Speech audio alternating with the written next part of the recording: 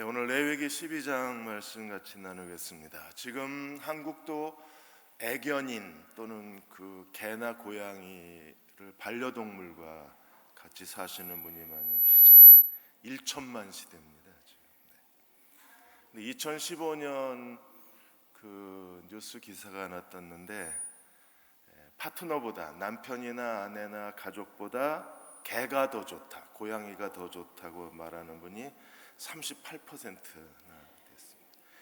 이게 3년 전 얘기니까 지금은 더 많은 사람이 남편과 아내보다는 개가 더 좋고 고양이가 더 좋습니다. 이게 구약 시대 때는 이렇게 못 살았어요. 왜냐하면 레위기 11장 27절에 보시면 하나님이 이걸 부정하다 그랬습니다. 그러니까 네 발로 다니는 모든 짐승 중에 발바닥으로 다니는 건 부정합니다.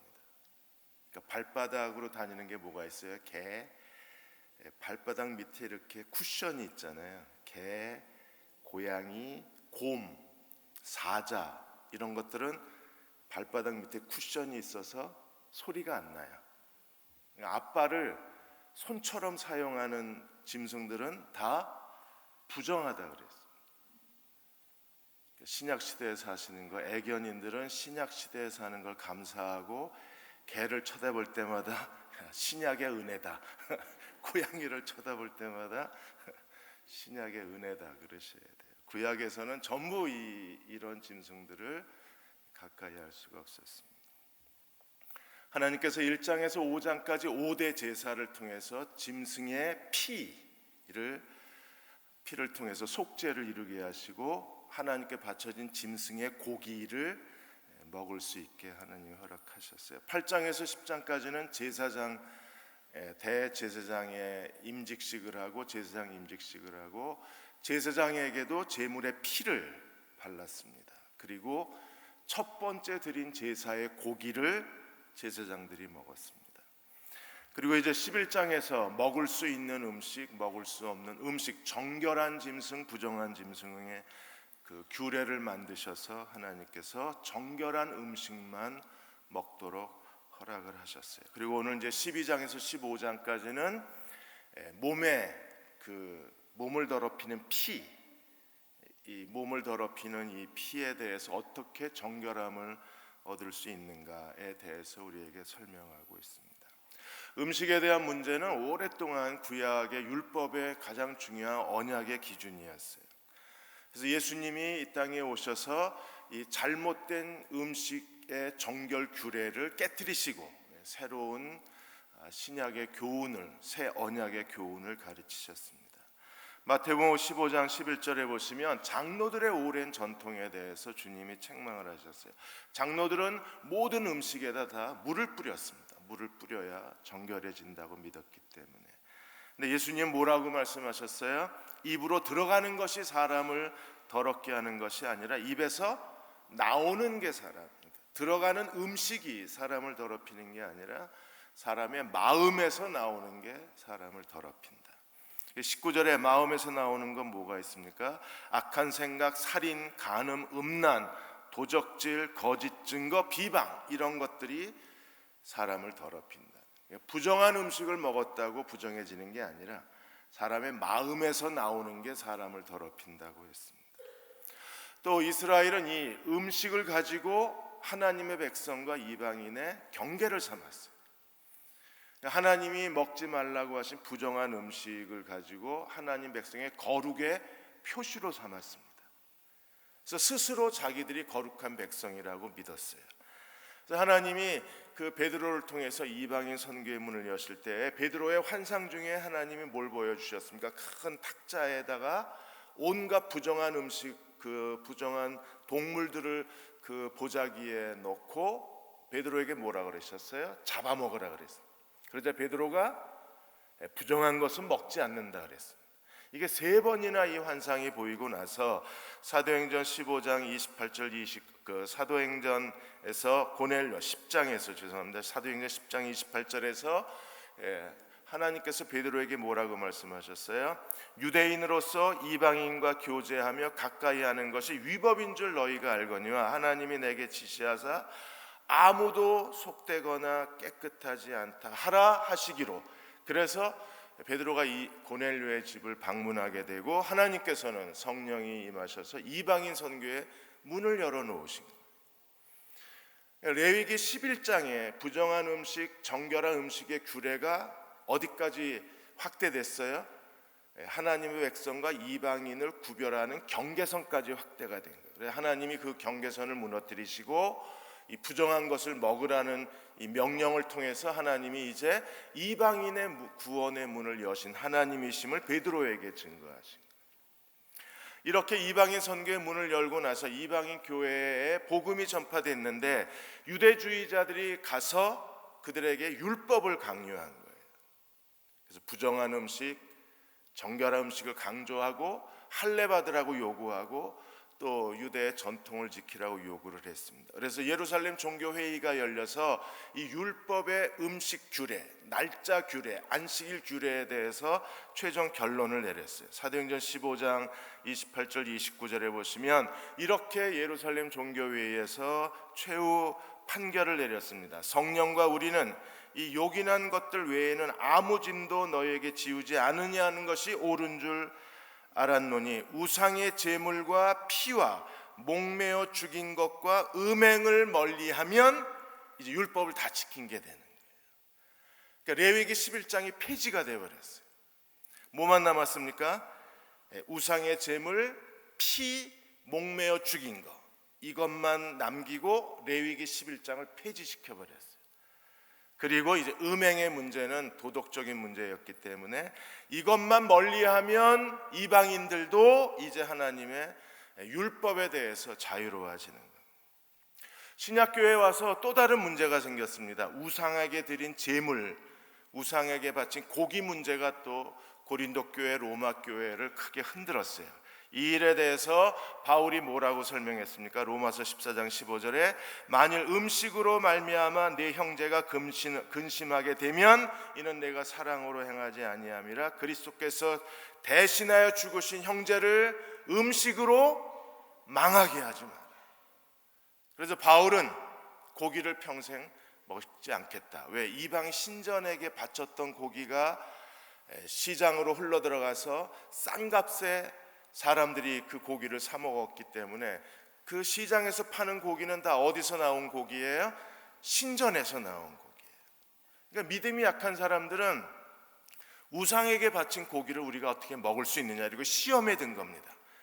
그래서 사람을 실족하게 할 바에 차라리 고기를 먹지 말자. 그게 그리스도인의 사랑이라고 이야기하는 겁니다. 이렇게 해서 음식에 대한 규례가 오랫동안 하나님의 백성들에게 갈등을 일으키고 하나님 백성이 거룩하게 사는데 아주 중요한 기준이 되어 온 거예요. 근데 우리가 배워야 할 거룩이 무엇입니까? 무엇 깨끗하고 물론 좋은 음식을 먹어야죠. 지금은 뭐 완전히 건강 음식을 골라 먹는 그런 시대가 되어버렸잖아요. 사람들이 먹는 거에 굉장히 예민한 시대가 됐어요. 근데 무엇을 먹느냐보다 더 중요한 게 무엇입니까? 우리 마음에서 나오는 걸 더 정결하게 하고 마음에서 나오는 걸 더 거룩하게 만들어야 돼요. 사랑으로 행하는 것이 우리에게 더 중요한 일이 되었습니다. 이제 12장에서 15장까지는 인간의 몸에서 나오는 부정함을 우리에게 다루고 있습니다. 하나님은 거룩하신 하나님이시기 때문에 그래서 우리는 거룩해야 돼요. 모든 더러움과 부정함에서 떠나야 합니다. 어떻게 해야 우리가 모든 더러움과 부정함에서 정결한 백성이 되고 하나님께 말과 행실에 거룩한 백성이 될 수 있을까요? 추수감사 주일이기 때문에 우리가 감사의 영성을 가지고 생각해 보고자 합니다. 우리가 하나님 앞에 감사할 수만 있으면 이 감사야말로 우리를 모든 부정에서 정결케 하고 감사하는 사람은 그 마음에 하나님께 대한 거룩한 비밀이 있는 사람들입니다. 멀린 캐돌로스 목사님의 이야기를 주일날 들려드렸습니다. 그 책에 월남전에 이 캐돌로스 목사님이 월남전 군목으로 있었을 때 그 한 장교 후보생이 목사님을 찾아와서 상담을 했습니다. 남편이 월남에 와서 지금 장교 훈련을 받고 그리고 전투에 참가하고 있는데 아내가, 미국 본토에 있는 아내가 갑자기 이혼하자고 변호사를 통해서 서류를 보내온 거예요. 아내를 사랑했던 이 장교 후보생은 너무나 충격을 받았습니다. 그리고 자기는 아내를 너무 사랑하기 때문에 헤어지고 싶은 생각이 없었어요. 그래서 멀린 목사님을 찾아와서, 목사님, 나는 이럴 때 어떻게 기도해야 되나요? 나는 아내를 잃어버리고 싶지 않습니다. 아내하고 헤어지고 싶지 않습니다. 멀린 목사님이 뭘 가르쳤겠어요? 데살로니가서 5장을 펴고 범사에 감사하라. 이는 너희를 향하신 그리스도 예수 안에서 너희를 향하신 하나님의 뜻이니라. 그래서 같이 성경을 펴고 멀린 목사님이 한 구절 읽고 한 단어 읽고 장교 후보생이 한 단어 읽고 하나님께 감사하자. 어떻게 이걸 감사할 수 있습니까? 하나님이 우리의 삶의 주인이시고 하나님만이 우리를 도와주실 수 있다면, 그리고 하나님이 이 문제를 해결해 주실 분이라고 믿는다면 감사해야 된다. 하나님이 우리 인생의 주인이신 걸 믿냐? 하나님이 우리 인생의 주인인 걸 믿습니다. 그럼 감사하자. 그래서 장교 후보생하고 감사 기도를 드렸어요. 모든 결과를 하나님의 손에 맡겼습니다. 그는 자기 훈련받는 부대에 돌아가서도 계속 기도했습니다. 하나님만이 내 인생에 가장 좋은 것이 무엇인가를 알고 계신 분이십니다. 하나님만이 내게 최선의 것을 알고 계신 분이십니다. 하나님 뜻대로 결정해 주십시오. 하나님 결정해 주시는 대로 순종하겠습니다. 그는 계속 훈련을 받으면서 기도했습니다. 하나님, 무엇이 내 인생에 가장 좋은 것인지 정확하게 아시는 분은 하나님밖에 없습니다. 주님 뜻대로 행하여 주옵소서. 여러분도 그렇게 믿으십니까? 하나님이 내 인생의 주인이십니다. 내가 내 인생의 주인이 아니라 하나님이 내 인생의 주인이십니다. 그리고 하나님만이 내게 가장 선한 것이 무엇인가를 알고 계신 분이십니다. 그분이 결정하시면 그게 내 인생에 가장 좋은 거예요. 그러므로 우리도 기도할 수 있어야 합니다. 주님 뜻대로 행하여 주옵소서. 종이 순종하겠나이다. 그렇게 며칠 동안 기도했습니다. 그러나 본국에서 아무 연락도 오지 않았습니다. 그래도 후보생은 하나님 앞에 엎드렸습니다. 하나님만이 내 인생에 가장 좋은 것을 알고 계시는 분이십니다. 주여 뜻대로 행하시옵소서. 어느 날 밤에 아내에게서 전화가 왔습니다. 전화를 받고 떨리는 마음으로 전화를 받았는데 아내가 울고 있었어요. 여보, 미안해. 날 용서해줘. 난 당신하고 헤어지고 싶지 않아. 날 다시 받아줘. 얼마나 기다렸던 전화였어요. 나를 용서해줘. 나는 헤어지고 싶지 않아. 나를 다시 받아줘. 이 장교 후보생은 기쁨으로 다시 아내를 받아줬습니다. 그리고 하나님 앞에 무릎을 꿇고 내게 가장 좋은 것을 주신 하나님을 찬송할 수 있었습니다.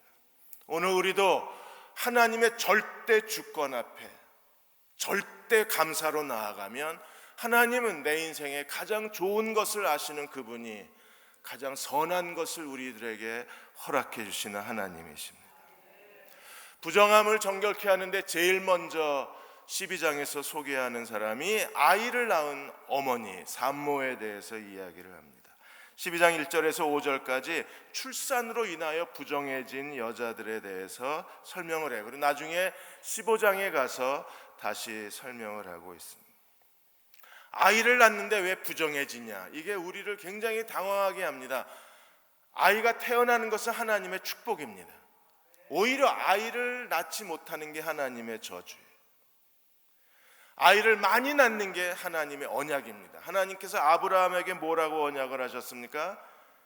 내 자손이 하늘의 별처럼 바다의 모래처럼 많아지게 하리. 이게 하나님의 언약이었어요.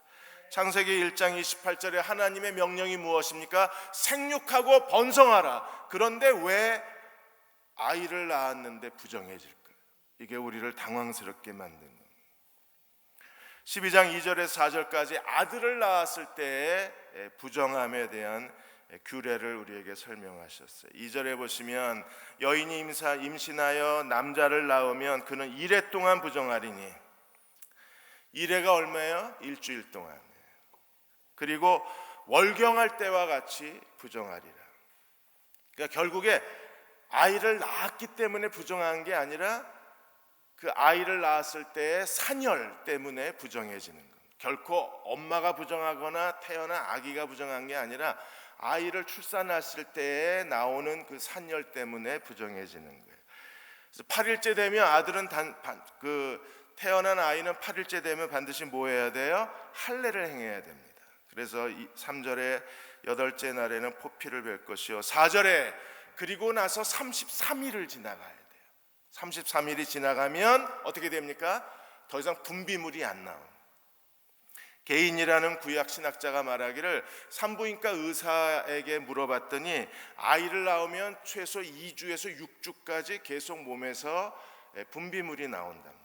약간씩 이제 그 붉은기가 없어지면서 그 분비물이 배출이 된대요. 그러니까 하나님이 정확하게 하시고 33일 동안은 지나야 산열이 깨끗해지고 뭐가 돼요? 정결하게 된다고 가르쳐 주신 거예요. 그러니까 이때까지는 그럼 일주일이 지나고 8일째 할례를 주고 33일이 지나가니까 40일 동안은 여자가 부정해요. 그래서 그 4절에 보시면 성물을 만지지도 말고 성소에 들어가서도 안 됩니다. 부정하기 때문에. 여자아이를 낳으면요 2배로 부정해집니다. 그래서 여자를 낳으면 5절에 여자를 낳으면 그는 2일에 동안 부정하리니 14일. 남자아이는 7일 동안만 부정합니다. 왜? 8일째 할례를 해야 되기 때문에. 그리고 33일. 근데 여자아이는 2주 14일 부정하고 2일에 동안 부정하리니 월경할 때와 같을 것이요, 산열이 깨끗해지려면 66일이 지나가야 돼요. 그러면 14일, 66일 여자아이를 낳으면 80일 동안 부정해요. 남자아이는 40일, 여자아이는 80일. 그래서 왜 아들과 딸이 다르냐, 이거 가지고 이제 굉장히 많은 신학자들이 이런저런 이론을 내놓았습니다. 왜 하나님이 여자를 차별하셔서 80일 동안 부정하게 만들고 하나님은 역시 남자인가 보다 남자를 좋아하셔서 40일 동안 부정하게 하시고 여자는 80일을 부정하게 하셨다. 그리고 그 여자분들이 굉장히 이 일에 대해서 분노를 하고 있습니다. 분노할 일이 아닙니다. 카이저라는 구약 신학자는 우리가 일반적인 고정관념을 가지고 설명했어요. 여자가 남자보다 더 많은 죄를 지었기 때문에. 왜요? 하와가 타락해서 아담을 타락시켰으니까 당연히 여자가 더 부정해져야 된다. 그럴까요? 아닙니다. 왜요? 우리가 7절에 보시면 제사장에게 제물을 바치는데 아들이든 딸이든 제물이 똑같아요. 제물이 똑같다는 것은요, 죄가 더 크다는 게 아닙니다. 산열이 깨끗해지는 시간이 남자 40일, 여자 80일이지 그 여자가 남자보다 죄가 더 많다는 논리가 없어요. 왜? 속죄 제물은 똑같이 드리니까. 그러면 왜 그런가? 수전 피고트라는 구약 신학자가 이렇게 말했습니다. 하나님께서 그 남자 아이가 태어났을 때에는 8일째 할례를 받고 하나님의 언약의 백성이 되기 때문에 할례 받지 못하는, 할례가 없는 여자보다 할례 받는 남자의 그 산열에서 깨끗게 되는 게 훨씬 짧아졌다고 보는 거예요. 근데 이것도 정확한 해석은 아닙니다. 가장 정확한 해석은요, 구약신학자 헤스가 말하는 말이에요. 산모가 부정하다고 정한 규정은 아이를 낳고 나면 여자가 가장 연약해지잖아요. 그래서 하나님이 가장 여자가 연약하고 그리고 이 위생적으로 예민해졌을 때 하나님이 산모를 보호하기 위한 창조주 하나님의 은총이 이 40일 부정해지는 거라. 산후조리원을 보내는 겁니다. 그러니까 지금 산후조리원이 40일을 해야 돼요. 왜? 율법의 규정에 따르면. 그때는 완전 차단해서 가까이 가면 안 됩니다. 왜요? 부정하니까. 부정한 여자를 만지면 부정해지는 거예요. 그래서 하나님이 여자를 부정하다고 만들어 놓고 절대 누구도 못 만지게 한 거예요. 이게 완벽한 하나님의 보호하심이라는 거예요. 왜요? 부정하다 그래야 안 만지니까. 우리가 신명기에서도 봤지만 축복에 대한 규정보다 저주에 대한 규정이 2배나 많습니다. 그럼 왜 그래요? 하나님께서 저주를 경고하심으로 거룩하게 살고 순종함으로 살라고 하나님이 말씀하시는 거잖아요. 아이를 낳은 여자를 부정하다고 만들어 놓고 하나님이 건드리지 못하게 하심으로 하나님이 오히려 산모를 보호하시는 겁니다. 그러면 왜 딸은 2배로 하는가? 딸을 2배로 하는데 놀라운 하나님의 은혜가 있습니다. 바룩 레빈이라는 구약 신학자가 말하기를 여자가 여자를 낳았어요. 자녀를 출생할 수 있는 여자가 또 자녀를 출생할 수 있는 여자를 낳았습니다. 그래서 부정함이 2배로 된다는 거예요. 그건 무슨 뜻입니까? 여자가 없으면 하나님이 더 이상 생육하고 번성하라는 하나님의 언약이 이루어질 수 없어요. 여자가 없으면 하늘의 별처럼 바다의 모래처럼 하나님이 언약의 백성을 많게 하리라는 아브라함의 언약이 이루어질 수 없습니다. 그래서 출산 능력이 있는 여자가 출산 능력이 있는 딸을 낳음으로 하나님이 오히려 그 딸을 더 중요하게 여기라는 의미에서 부정함을 2배로 더하셨다는 거예요. 죄 때문이 아니라 야, 딸이 태어났다, 기뻐하라고. 드디어 딸이 태어났다, 너희는 이 딸을 소중히 여기라고 하나님이 부정함을 2배로. 그래서 하나님이 우리에게 이 여자를 만들어 주신 목적이 어디에 있어요? 돕는 배필로 우리를 만들어 주신 거죠.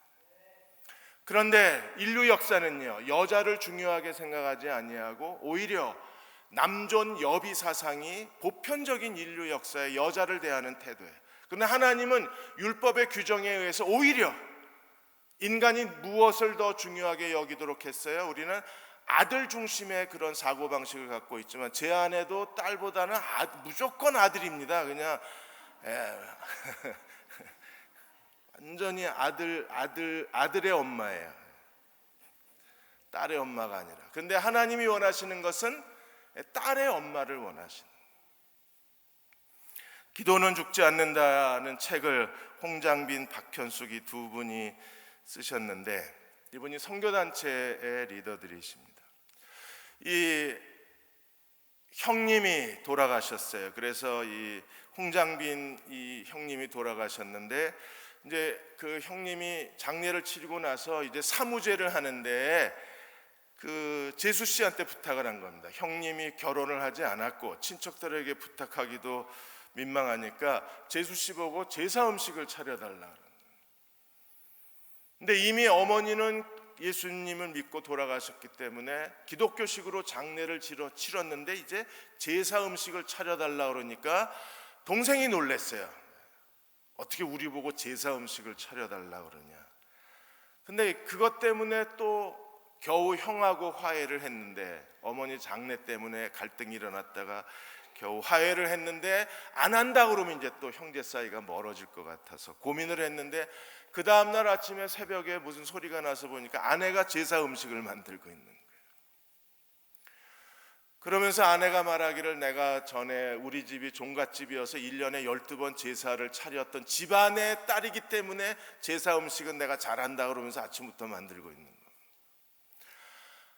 아니 어떻게 당신이 제사 음식을 만드냐? 제사 음식이 아니라 먹을 음식이니까 걱정하지 말라 그러면서 음식을 다 만들고 가방에다가 집에 있는 성경 찬송을 다 집어넣고 음식하고 성경을 싸가지고 형님네 집에 갔더니 일가 친척이 다 모여 있는 거예요. 사무제 제사 지낸다. 근데 어머니가 돌아가시기 전에 동영상을 하나 남겨놓은 거예요.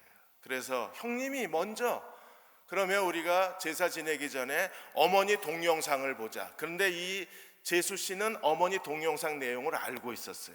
어머니가 돌아가시기 전에 동영상을 찍으면서 그 아직도 예수 안 믿는 자기 큰아들한테 제발 예수 믿어라. 그리고 제발 가정 예배 좀 드려라. 이게 어머니 마지막 유언이었거든요. 동영상을 보니까 요양병원이 나오고 거기서 이제 촬영 기사가 질문을 하고 어머니한테 마지막 소원이 무엇이냐 그랬더니 내 큰아들이 아직도 예수 안 믿는데 예수 믿었으면 좋겠다. 그리고 또 뭐 어떤 소원이 있으신가요? 우리 집이 다 내가 죽으면 가정 예배를 드렸으면 좋겠다. 그러자 갑자기 분위기가 숙연해진 겁니다. 형이 그래도 착한 아들이어서 야 엄마가 가정 예배 드릴 수 있는데 가정 예배 드려야 되지 않냐 이랬더니 재수 씨가 가방에 뭘 갖고 왔어요? 성경책 찬송가 집에 있는 거 다 갖고 와, 다 논아주고 찬송 부르고 동생이 간단하게 설교하고 주기도문으로 예배 마치고 제사 드리자고 그럴 줄 알았더니 야 밥 먹자 이래서 제사 안 드리고 밥 먹었어요. 기도는 죽지 않는다. 엄마의 그 마지막 유언이 3일 만에 하나님이 응답해 주신 거예요. 이 여자가 얼마나 지혜로워요. 이분이 그 지혜로움 때문에 어머니의 기도가 거기서 만일에 제사 음식 안 한다 나 안 해 이러고 소리 지르고 안 가 이랬으면요 집안이 발칵 뒤집혀졌죠. 근데 음식 만들어가고 성경책 다 싸가고 지혜로운 일에서 딸이 태어났을 때 2배로 정결기간을 가져야 돼요. 왜? 너무나 중요한 거예요. 여자 하나가 집안을 살리잖아요. 그래서 딸은 위대한 거예요. 딸은. 오늘 여기 오신 여자분들은 하나님이 80일을 정결케 하신 사람들입니다. 그래서 6절에서 8절까지 보시면 속죄제를 드릴 때 속죄제는 똑같이 드려요. 1년 된 양 한 마리를 하나님 앞에 번제로 드리고 6절에 아들이나 딸이나 정결케 하는 기한 남자는 40일 여자는 80일 정결한 기간이 차면 번제를 위하여 1년 된 어린 양을 가져다 주고 그 다음에 속죄제를 하나님 앞에 집부들기 산비들기를 바치게 돼요. 번제와 속죄제를 같이 드리게 돼 있어요. 그런데 가난하면 어떻게 드려요? 집비둘기 산비둘기 2마리를 가지고 8절에 보시면 한 마리는 번제 한 마리는 속죄제로 드리게 돼요. 하나님이 가난해도 하나님 앞에 다 제사를 드리게 다 규정을 해 놓으신 거예요. 하나님이 여자를 창조하신 목적이 어디 있어요? 창세기 2장 20절 24절에 보시면 하나님이 돕는 배필이 없으므로 그래서 어떻게 하셨습니까? 21절에 여호와 하나님이 아담을 깊이 잠들게 하시고 그래 인류 최초의 외과 수술을 하나님이 하셨다는 거 아니에요. 그러니까 갈빗대 하나를 취하셔서 살로 대신 채우시고 여호와 하나님이 아담에게서 취하신 갈빗대로 여자를 만드시고 그를 아담에게 데려왔습니다. 그러자 23절에 아담이 뭐라 그랬어요? 이는 내 뼈 중에 뼈요 살 중에 살이라 이를 남자에게 취하였으니 여자라고 부르리라. 그리고 하나님이 어떻게 하셨습니까? 24절에 잘 보세요. 이러므로 남자가 부모를 떠나 지금까지는 남자가 누굴 의지하고 살았어요? 부모를 의지하고 살았어요.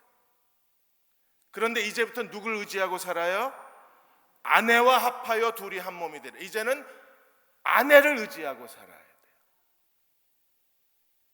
남자의 운명은 아내에게 달린 거예요.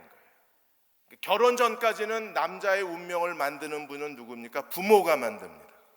결혼 이후에는 아내가 만드는 거예요. 근데 어떤 남자는 결혼하고도 부모 찾아가는 인간들이 있습니다. 잘못 사는 겁니다. 결혼하면 분명히 뭐라 그랬어요? 부모를 떠나라고 그러셨어요. 이제 누구를 의지하고 살아요? 아내와. 결혼도 안 했잖아 아직. 결혼하고 하면 이제는 아내하고 살아야 돼. 아내. 그래서 우리가 누가복음을 지난번에 누가복음을 기도의 복음이라고 소개해 드렸잖아요. 근데 누가복음은 동시에 여자의 복음입니다. 누가복음에 여자라는 말이 24번이나 나와요. 마가복음에는 여자가 8번밖에 안 나와요. 마태복음이 14번, 누가복음이 24번. 그래서 항상 누가는요, 남자가 있는 곳에 여자를 같이 설명했어요. 우리가 침례 요한이 태어날 때 보통은 사가랴 이야기만 하는데 엘리사벳 이야기도 같이 합니다.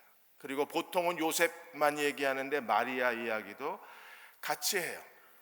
그리고 예수님이 8일 만에 성전에 그 할례 받으러 오셨을 때 제사장 시므온만 만난 게 아니라 안나 선지자도 같이 만납니다. 그래서 항상 남자가 있는 곳에 여자도 하나님이 같이 세우시는 게 누가복음의 평등 사상입니다.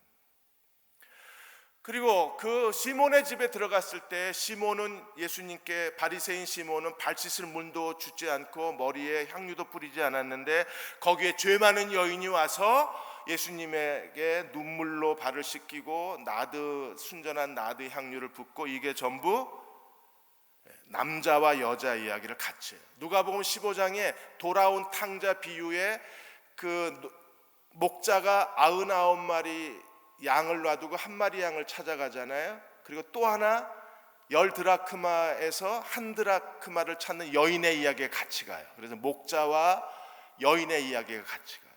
또 예수님이 다시 오실 때 두 사람이 자리에 누웠다가 하나는 가고 하나는 남습니다. 남자 이야기입니다. 둘이 맷돌을 갈다가 하나 가고 하나 남습니다. 여자 이야기입니다.